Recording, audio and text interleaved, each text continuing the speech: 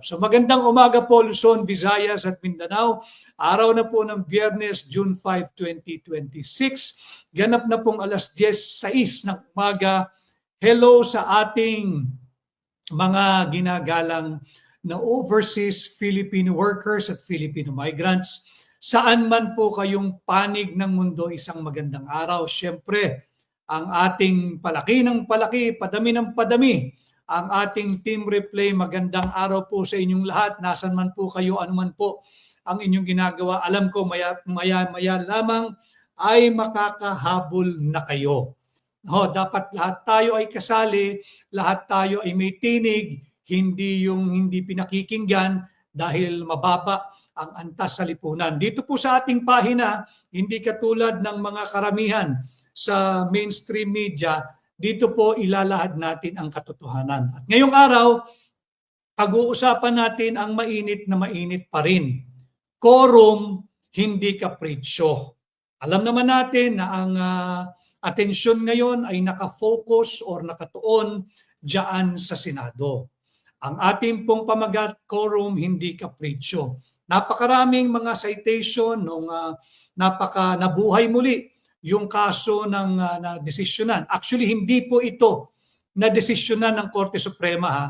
Mali yung nagbabanggit ng kasong Avellino versus Cuenco. Hihimayin ko po mga kababayan, tumutok po kayo, sisikapin kong pasimplihin itong mga usaping legal na yung iba'y natatakot dahil binabanggit na yung desisyon ng Korte Suprema, yung artikulo ganito ng ating saligang batas. Sisikapin po ng inyong lingkod na mapasimple o pasimplihin ang mga usaping panlipunan ng kagaya ng ito.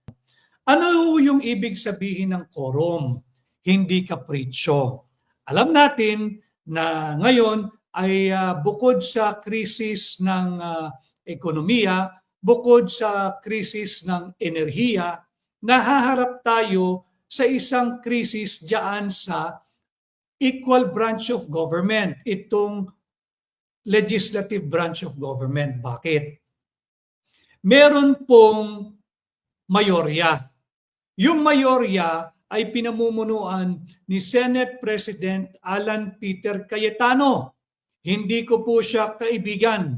No, ito ay factual at we will be very objective dito sa pagtalakay natin ng quorum, hindi kapritsyo. Ang kinakailangan po sa Senado ay yung constitutional quorum, hindi kolorum.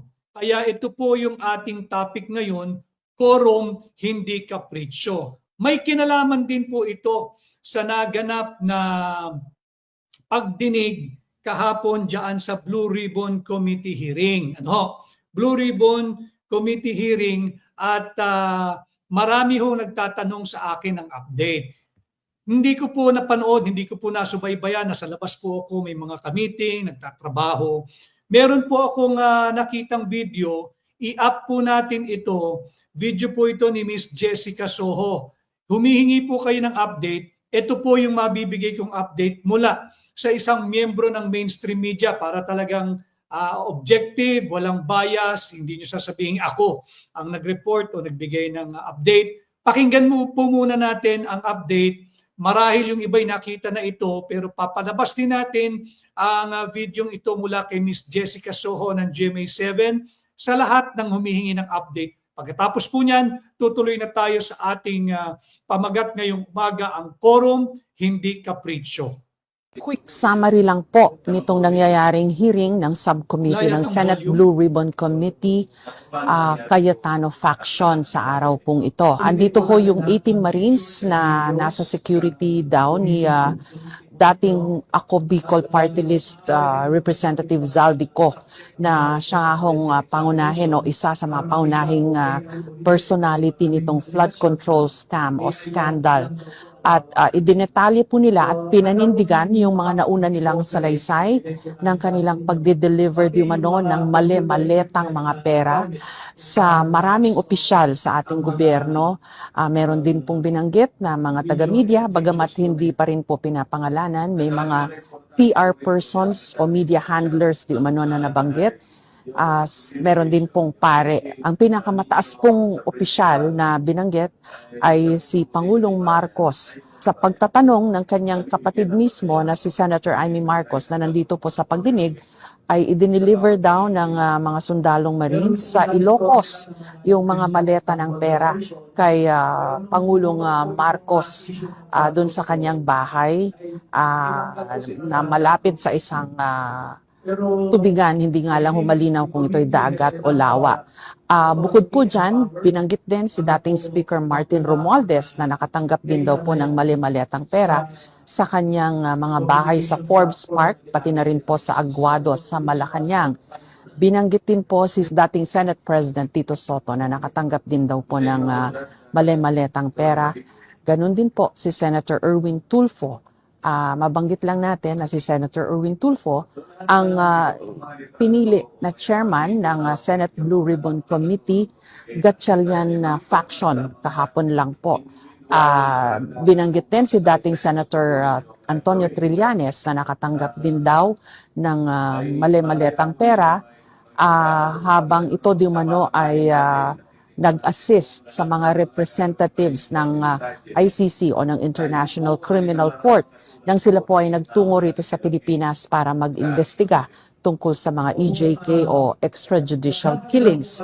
Marami pa pong mga binanggit na mga opisyal sa Kongreso naman, mga congressmen, mga party list representatives na nakatanggap din daw ho ng pera at quick rundown sa mga nasa notes ko lang po ito, si Franz Castro, Laila de Lima, Congressman Abante, Adjong, Alvarez, Joel Chua, Dalipe, Dan Fernandez, Janet Guarin, J. Conghun, Raul Manuel, Arlene Brosas, Stella Kimbo, JJ Suarez, Tino, pati rin si Terry Ridon na sinabi pa ng isang Marines ay alam niya kung anong klaseng kotse meron.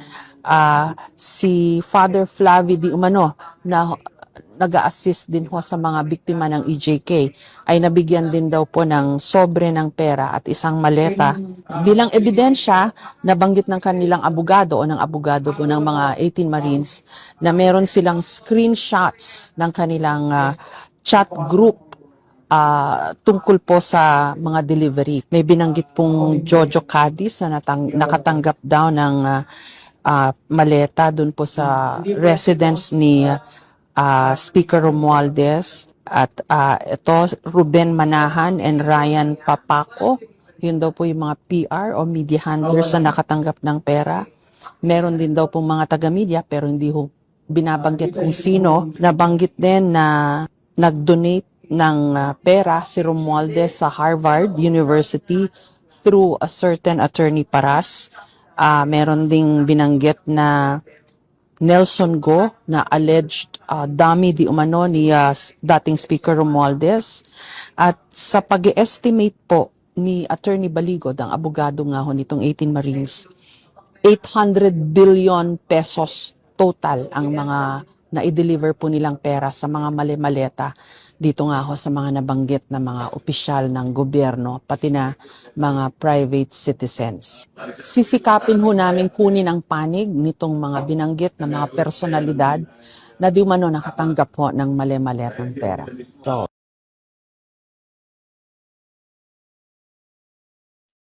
maraming salamat kay Miss Jessica Soho. Ma'am Jessica Soho, salamat din doon sa video na ating nagamit mula po kay Miss Jessica Soho ng GMA7. So yan po yung update doon sa naganap na pagdinig kahapon sa Blue Ribbon Committee na pinamumunuan po ng pinuno ng subcommittee, si Senador Dante Marcoleta. Kasalukuyan, ang pinuno po ng Blue Ribbon Committee ay walang iba kundi si Senadora Pia Cayetano. Malinaw po iyan. Hindi po maaaring magkaroon ng dalawang Senado. Sa ating pong sistema ng batas at sistema ng gobyerno, tatlo lamang po ang dibisyon ng co-equal branches of government. Nandyan po ang legislative, nandyan po ang executive, nandyan po ang judiciary. Alam niyo po lahat yan. Co-equal po sila, pantay-pantay, walang mas mataas, walang mas mababa, walang mahina, walang malakas. These are co-equal branches of government. Ulitin ko, legislative, executive, and the judiciary. Tungo po tayo dito sa legislative branch. Meron po tayong tinatawag na upper house at lower house. Yung lower house, yung mababang kapulungan. Upper house, yung Senado. Yung nangyayari po sa ating bansa ngayon, iisa lang ang ating Senado. Hindi maaaring dalawa. Iisa lang ang ating Blue Ribbon Committee, hindi maaaring dalawa. At sa kasalukuyan, ngayong panahon natin, malinaw na ang itinalaga ng mayorya ay ang grupo o yung majority ni Senate President Alan Peter Cayetano hanggang mag-adjourn sine die ang Senado. Anong nangyari? Bakit may mga usurper na pumapapil na sila daw ang majority? Again, there is a wrong invocation of the case of Avellino versus Cuenco. Naririnig niyo po iyan. Laging sinasabi na ayon daw sa Korte Suprema sa desisyon ng Avellino versus Cuenco, ang mayorya, ang quorum, etc. Atin po itong tatalakayin, hihimayin, lilinawin at sisikapin kong pasimplihin. Yung kaso pong binabanggit, it's a wrong invocation of the doctrine of Avellino versus Cuenco. Sapagkat yung kasong binabanggit nung mga nagpipilit maging mayorya base sa kanilang kapritsyo at hindi dahil sa quorum, ang linalaman po ng desisyong yan ng Korte Suprema ay hindi patungkol sa quorum. Wala pong diskusyon diyan patungkol sa quorum na magiging legally binding. A brief background. Yung kaso po ng Avellino versus Cuenco was decided way back in 1949, March of 1949. Anong saligang batas ang umiiral noong 1949? Ang umiiral na saligang batas po noon ay yung 1935 Constitution. And as you know, kung hindi pa man, sa ating maiksing kasaysayan ng ating republika, mahigit 100 taon pa lamang tayo, nakaka-anim na saligang batas na po tayo. A brief background or a brief review. Una dyan, yung 1899 Constitution, yung Malolos Constitution. Yan yung tinatawag na First Philippine Republic. Pangalawa, pumasok na po dyan yung 1935 Constitution. Yan po yung pangalawang iteration sa ating saligang batas. Hindi naglaon, nagkaroon po tayo ng 1943 Constitution. Ito po yung panahon ng pananakop ng bansang Hapon. Ito po yung kinikilalang Second Philippine Republic. Nung tayo ay sinakop ng bansang Hapon. At alam naman natin ang naging resulta ng World War II, talo ang bansang Hapon, sumuko, nagbalik tayo sa operasyon or coverage ng 1935 Constitution. Kaya itong kasong Avellino versus Cuenco, na desisyonan ito in the light of the provisions of the 1935 Constitution. Pagkatapos po niyan, nagkaroon tayo ng 1973 Constitution. Napaka pang-apat na saligang batas na po iyon. At pagkatapos niya, nagkaroon ng EDSA Revolution, sinipa, paalis ng pwesto at ng Malacanang si Ferdinand Marcos Sr. By virtue of Proclamation number 3, issued by then President Cory Aquino, nagkaroon tayo ng Freedom Constitution. Maiksi lamang ang tinakbo nun. Dahil nga habang hinuhulma, habang pinagdedebatihan ng Constitutional Commission yung panukalang saligang batas natin, meron munang umiiral na Freedom Constitution. Again, pinanganak yan by virtue of Proclamation number 3 issued by then President Cory Aquino. Hindi naglaon, eto na, yung 1987 Constitution. Yan pa rin hanggang ngayon ang umiiral. Ano ang sinasabi ng ating saligang batas pagdating diyan sa pagpili ng liderato ng Senado? Again, Senator Alan Peter Cayetano is not a friend of mine. Ito'y objektibo natin dahil itong layunin ng hakbang ng maisog ay yung ating to uphold, to defend, to respect our Constitution. Malinaw po sa Article 6, Section 16, Paragraph 1 ng ating saligang batas na ang Senado ay binubuo ng 24 na senador. At sinasabi doon kung magkakaroon ng eleksyon sa presidente o opisyal o liderato ng Senado, dapat ito'y naayon sa boto ng mayorya. Mayorya, ano ba ang mayorya? Sabi sa ating saligang batas, by a majority vote of all its respective members. Pag sinabi mong all, lahat. Pag sinabi mong lahat, patungkol sa Senado, 24. There are 24 senators in our republic, in our system of government. Malinaw yan. Kaya si Alan Peter Cayetano ay naging Senate President sapagkat naihalal siya ng 13 senador noong May 11. Ngayon, merong nangangahas kunin o agawin ang liderato mula sa kasalukuyang mayorya ng Senado. Pwede naman ho yan. Ganyan naman ang buhay sa Senado eh. Maya't maya, pag ayaw nila, hindi nagkasundo, nagpapalit ng liderato. Subalit, if I may use the words and the wisdom of then Chief Justice Manuel Moran. Chief Justice Manuel Moran is an eminent jurist. Respetado ito nung kanyang kapanahunan magpahanggang sa ngayon. Yung kanyang mga desisyon, yung kanyang mga concurring opinion o kaya yung kanyang dissenting opinion na i-quote pa rin from time to time dahil he's a brilliant and ethical jurist. Ang sinabi niya, kung ikay nagnanais maging leader ng Senado, walang problema. Hindi saklaw ng executive department yan, hindi rin saklaw yan ng judicial department. Sapagkat eco-equal nga. Subalit, ito'y patungkol din sa nag-aastang Pangulo, kunwari ng Senado, inaagaw kay Senate President Alan Peter Cayetano, si Sherwin Win Gatchalian. Senator Win, if you want to win the presidency of the Senate, you must win according to the provisions of the Constitution. Dapat may quorum, hindi pwedeng kapritsyo. Yan ang sinasabi natin dito sa ating pamagat. Quorum, hindi kapritsyo. Ulitin ko yung pagpili ng mayorya, kagaya ng posturing ni Senator Win Gatchalian, Senator Win, in order for you to claim victory, you must win your victory as Senate President in accordance with the Constitution, no less. Hindi pwedeng kapritsyo. Kailan pa naging mayorya yung 12 ng 24? 24 divided by 12 is 24 divided by 2 is 12. Kahit yung batang nasa elementary, alam niya yung konsepto ng mayorya. Ang mayorya ay 12 plus 1, 13. Bakit mahalaga ito?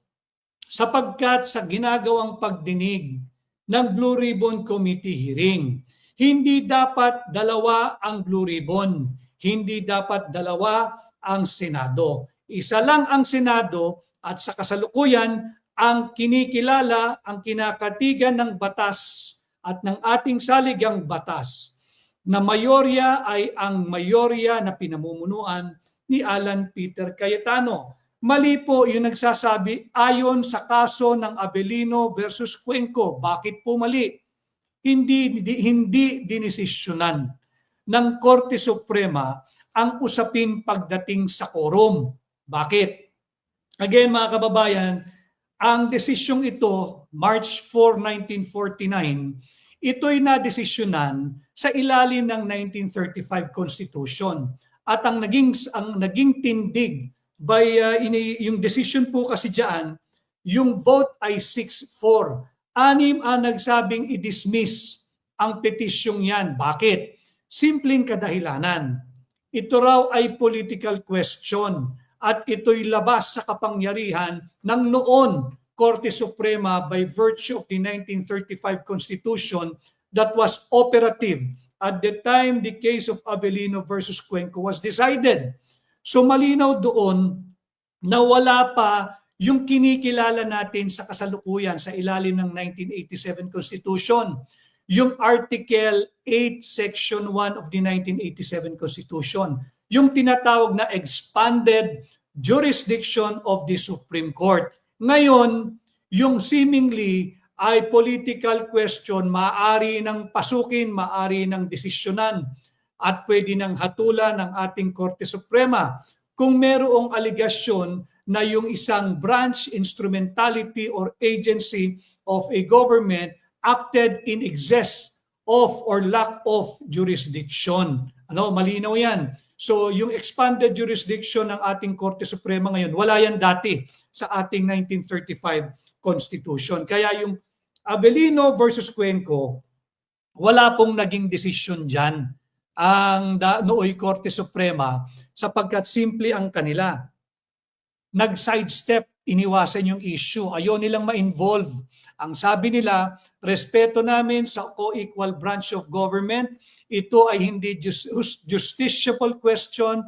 Ito ay beyond the commerce of the court. Ito ay political question. Ayaw naming manghimasok. Ngayon, present day, forward, ito pa rin ang ginagamit ng mga makakapritsyo ng grupo ng nais maging pinuno ng Senado nang hindi nananalo sa isang demokratikong pamamaraan ng eleksyon ng mayorya na miyembro ng Senado. Malinaw yan. Mali po yung invocation of Avellino versus Cuenco. Malinaw sa atin na pagka ang requirement na ng constitutional quorum ang kini-question, ito ay isang judicial question. Tanong, sino ang dapat magpetisyon sa Korte Suprema? Dapat ba yung kasalukuyang Senate President o yung nag-aastang Senate President? Sa aking pong mata, sa aking pananaw, bilang taong Pilipino, bilang abogado, wala pong dapat gawin ang kasalukuyang mayorya ni Senate President Alan Peter Cayetano. If someone would want to challenge it, it should be the group of Sherwin Gatchalian, Senator Sherwin Gatchalian. Sila ang dapat tumakbo sa Korte Suprema. Balit, alam naman natin na hahaba pa yan, hanggat si Alan Peter Cayetano ang Senate President, dapat magtuloy-tuloy ang pagdinig ng Blue Ribbon Committee sa pamumuno ng chairperson nito na si Senadora Pia Cayetano at ang subcommittee chair or head na si Senador Dante Marcoleta. Hanggat hindi sila napapalitan, sila ang dapat kilalanin na liderato, tunay na liderato ng Senado na nagmula sa tunay na quorum na 13 senador na bumoto, hindi sa kapritsyo ng mapang-onseng senador na ngayon ay naging 12, bagamat sila'y kolorum, nagpipilit na maging quorum. Kaya ang ating pong pamagat, quorum, hindi kapritsyo. Why are we espousing quorum, hindi kapritsyo? Dapat quorum, hindi kapritsyo. Dapat quorum, hindi kolorum. Bakit? Because as a Filipino, ang gusto natin umunlad ang ating bansa. Uunlad lamang ho tayo if we will all work collectively as a nation, as a people, lalo na yung ating mga halal na mambabatas, halal na leaders natin hanggang local government units, we should all strive, we should all aspire for, and we should all consciously work for a long-term constitutional stability. Yung ginagawa ngayon na pagpipilit umano ng quorum kahit ito'y dahil lamang sa kapritsyo at wala naman talagang quorum, hindi po iyan makakatulong sa ating kinalalagyan ngayon na meron tayong energy crisis, meron tayong economic crisis. Hindi na natin kinakailangan dagdagan ito ng political instability or political crisis. Malinaw yan. We should not be happy or we should not strive for an immediate. So bagamat, agad-agad man ito, bagamat ito isang short-term political victory at the expense of long-term constitutional stability. Huwag tayong pumayag dyan. So sa akin pong pananaw, ang ating topic ngayon, quorum, hindi kapritsyo. si Senator Alan Peter Cayetano pa rin ang namumuno bilang tunay na halal na Senate President. Basihan, tingnan ho ninyo yung Article 6, Section 16, subparagraph 1 ng ating saligang batas. Basahin ko na lang ho. The Senate shall elect its President by a majority vote of all its members. Pag sinabi mong all, 24. Alam naman natin lahat yan. Itinuturo din naman sa elementary students yan na ang ating system of government, 24 ang ating senador. So sa pagpili at pagboto ng ating senador, dapat yan ay mayorya. Ano ang mayorya ng 24? 12 ba? Mali. Sapagkat ang mayorya ay 1/2 plus 1. 1/2 of 24 is 12. Plus 1, 13. Yung 12 ng dating mapang-11, out po iyon. Hindi mo kailanman maituturing na majority yon. Tanong, wala naman si Senador Bato. Wala naman si Senador Jinggoy Estrada. Tanungin natin sila. Nung kayo ba'y nagbasa ng roll, nung nag-roll call ba kayo, sinama ninyo ang pangalan ni Senador Bato at ni Senador Jinggoy Estrada? Sapagkat kung sinama ninyo yung pangalan ni Senador Bato at Senador Jinggoy Estrada, 24 ang base ninyo.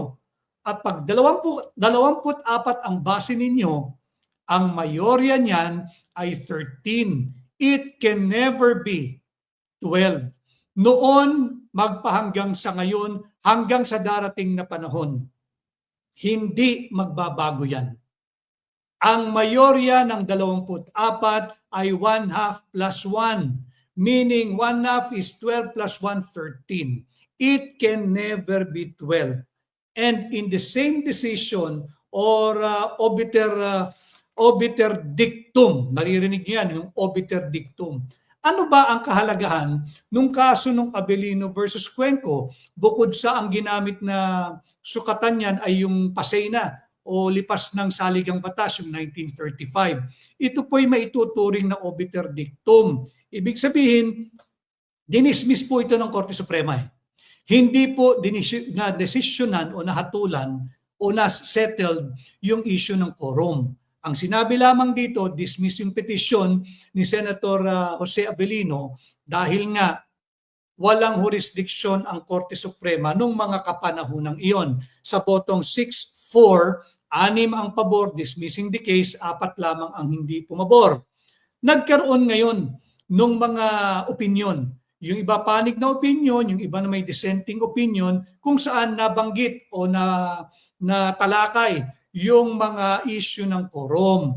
Ano ngayon ang halaga ng mga opinion, nung dissenting or concurring opinion? Wala po. Hindi po binding iyon. Yung obiter dictum, ibig sabihin lamang po nun, something said in passing. Meaning, ito yung pagmumuni-muni na ito yung mga sana dapat ganito. O yung mga hypothetical positioning nung mga mahistrado nung 1949 nung umabot sa Korte Suprema ang kasong ito. Ito po'y simpleng obiter dictum. Ulitin ko it's a Latin term. Sa English pa ay ibig sabihin something said in passing. Hindi ito legally binding. Sa Tagalog, so meron tayo obiter dictum, Latin. Sa English, something said in passing.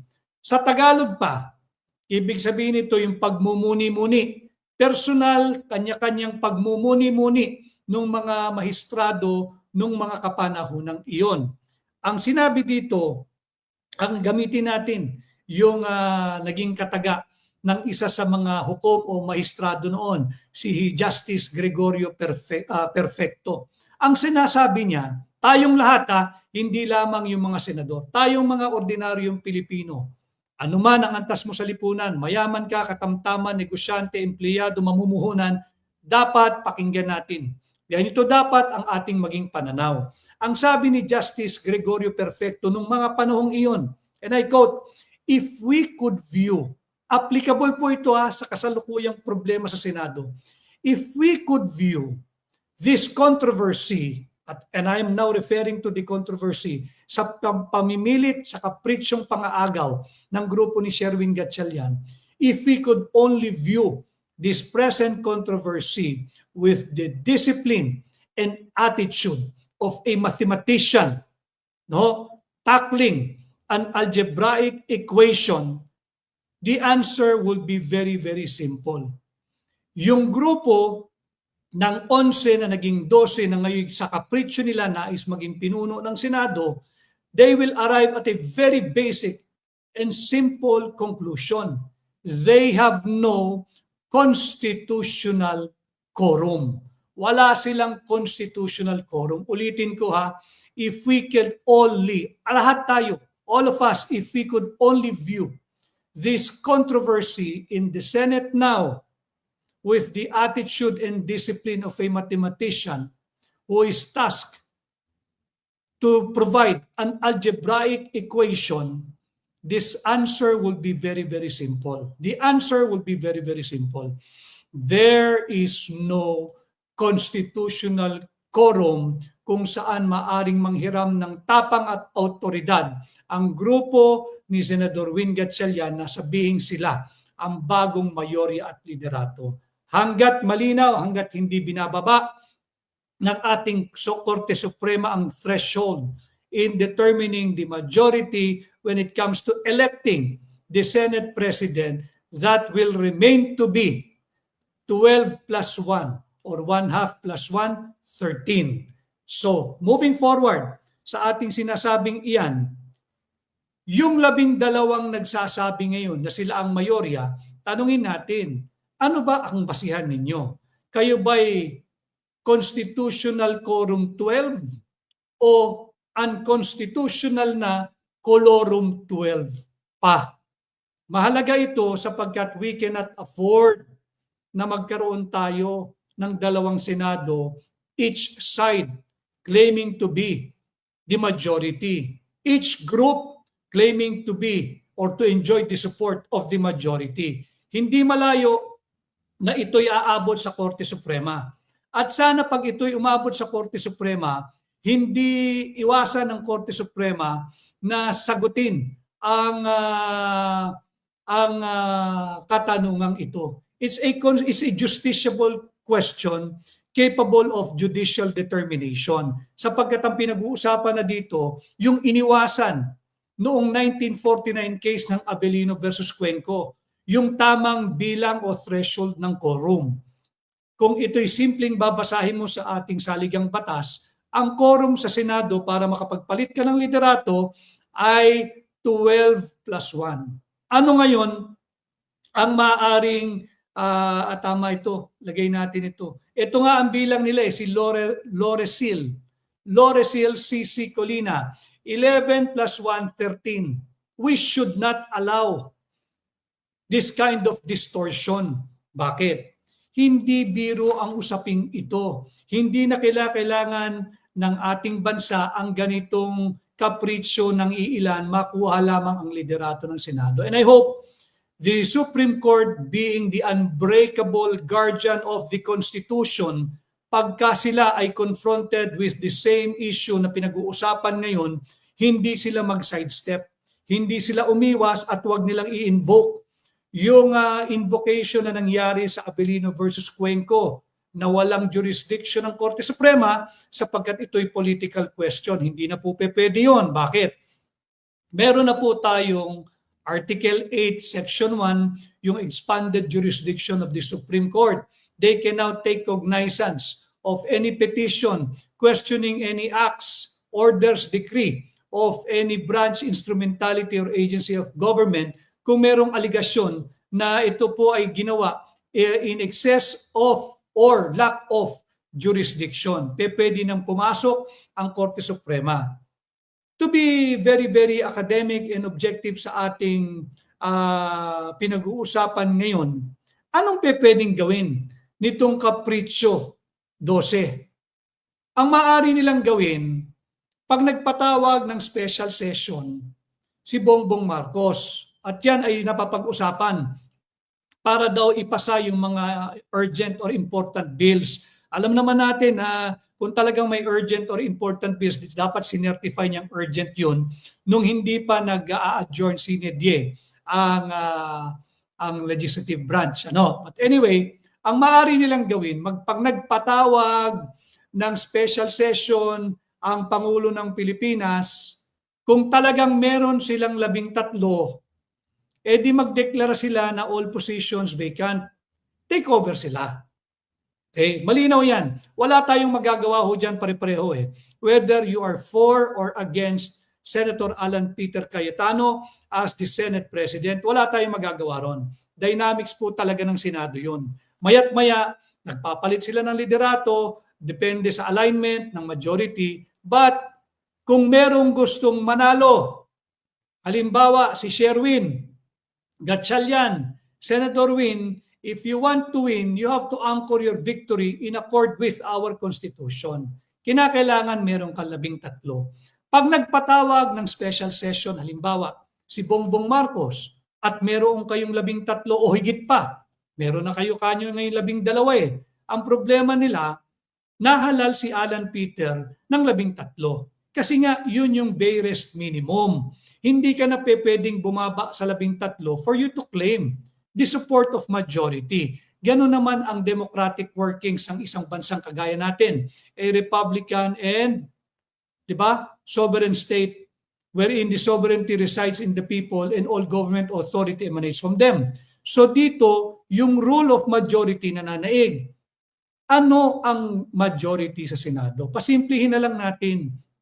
Ang majority, tanungin man ninyo ang batang paslit na nakakaintindi na ng arithmetic, ng matematika, ng simpleng formula. Ang majority, pagka 24 ang bilang, ang majority niyan ay 13.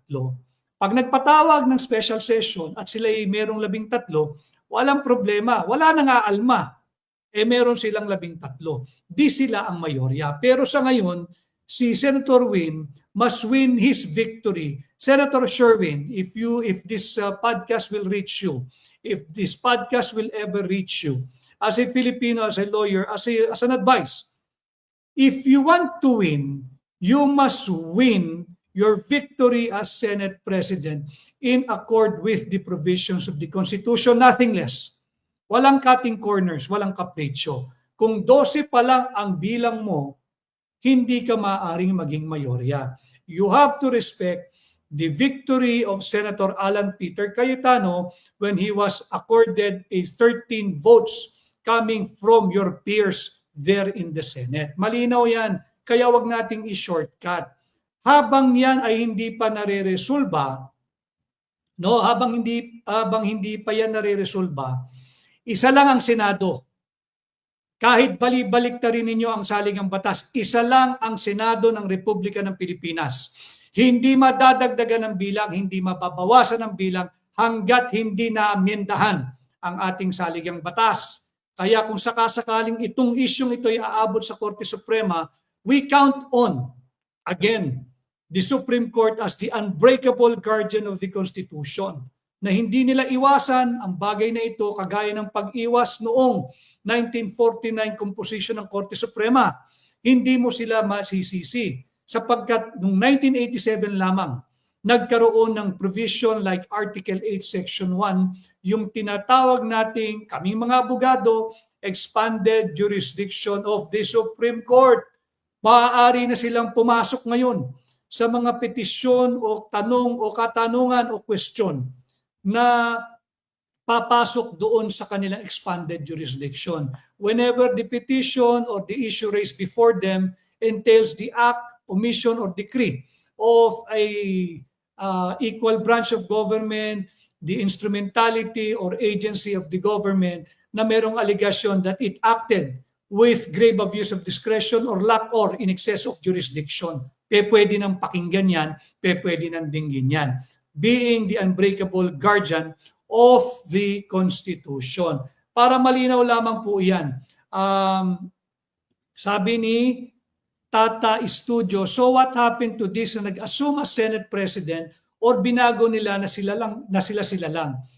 Sa aking mata bilang abogado at bilang Pilipino at bilang estudyante ng batas at estudyante ng politika kagaya ninyo, walang personalidad itong 12 na nag-a-assume umano ng mayorya o ng liderato base lamang sa kanilang kapritsyo. Litin ko wala tayong magiging debate, wala tayong pag-uusapan, hindi na kinakailangan umabot sa Korte Suprema, hindi na kinakailangan questionin at ma-question ang constitutionality ng ginagawa nilang posturing as the new majority kung meron silang 13.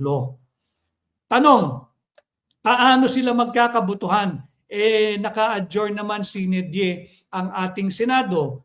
Pag nagpatawag ng special session ang ehekutibo, may solusyon naman sila Pwedeng magpatawag ng special session si Bongbong Marcos bilang Pangulo ng Pilipinas. Bala na sila kung anong justification nila. Anong kunwari ipapasa, ano yung mga urgent bills na dapat sana ipasa, nung regular naman ang takbo ng Senado, wala namang sinecertify na urgent. Magkaganoon pa man, maaari niyang gawin yun. Prerogative yan ng executive branch acting through the President. At pag humiling siya ng special session, maaari na ngayon magdeklara ng bakante ang lahat ng posisyon sa Senado. Kung meron ng 13 itong grupo ni Sherwin Gatchalian. Kung wala pa rin, mananatiling Senate President si Senate President Alan Peter Cayetano. No, kahit na ikulong mo pa si Jinggoy, kahit pa hindi present or absent lagi si Senator Bato dahil nga alam natin yung issue that is confronting him. No, bakit? Ang magiging basihan yung ating saligang batas. Balik-balikan lang ninyo yung ating saligang batas.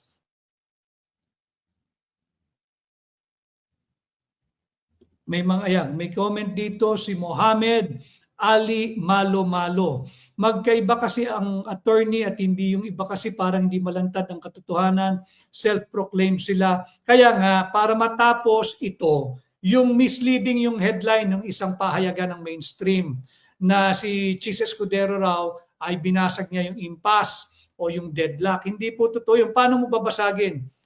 You end up with 12-12. Walang mayorya.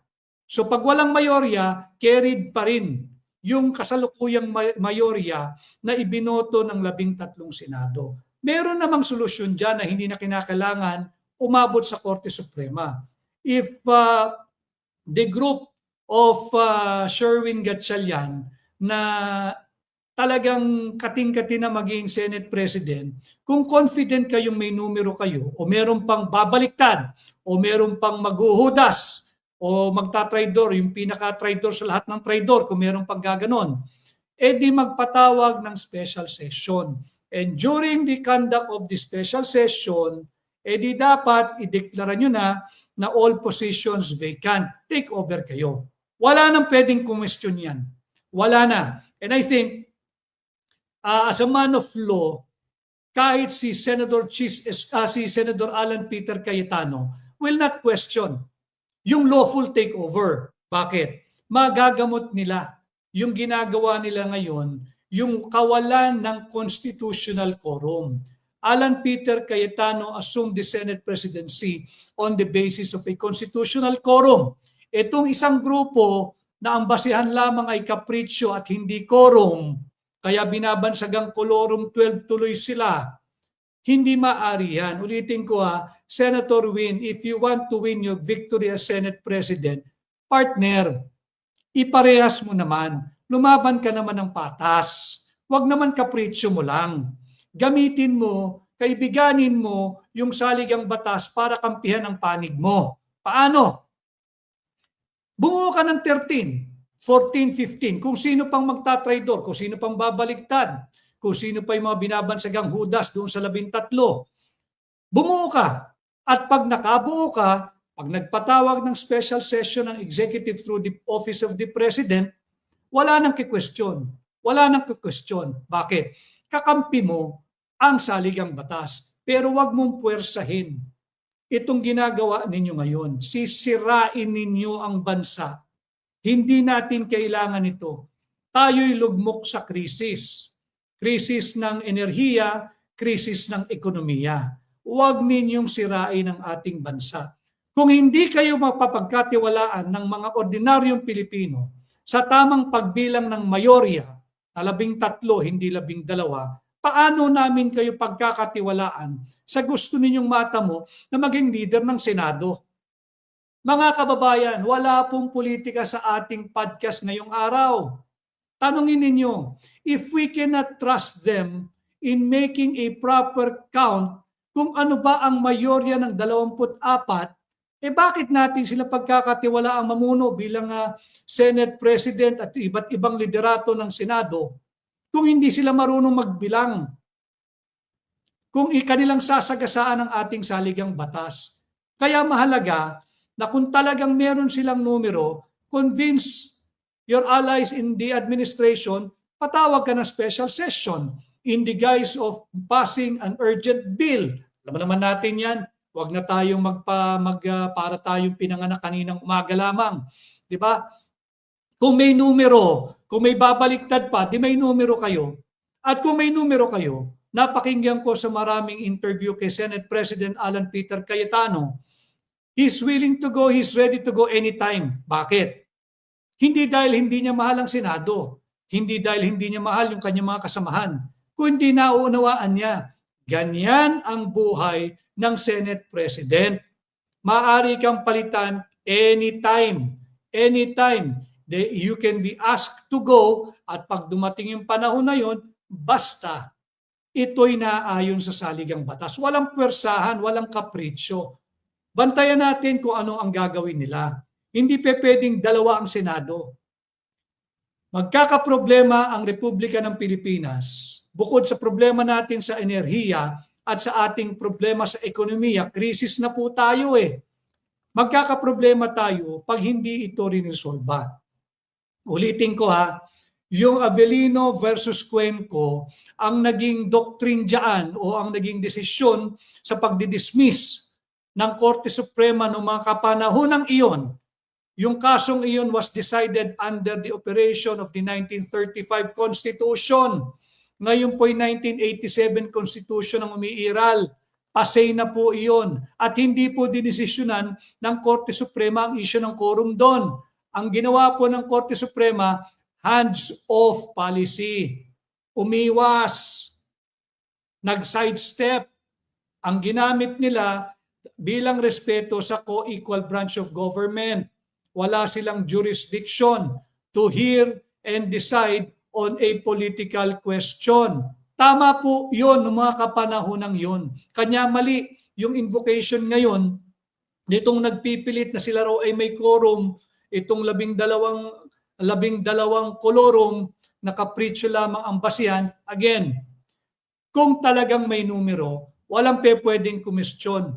If eventually, Senator Win Gatchalian will assume the Senate leadership as Senate President, provided kailangan manalo siya ng naayon sa idinidikta, nakasulat, nakaukit at ginagarantiyahan ng ating saligang batas. Ano yun? Puntahan niya, simple lamang, yung Article 6, Section 16, malinaw dyan, pag magbibilang ka ng mayorya, ang basihan mo, 24.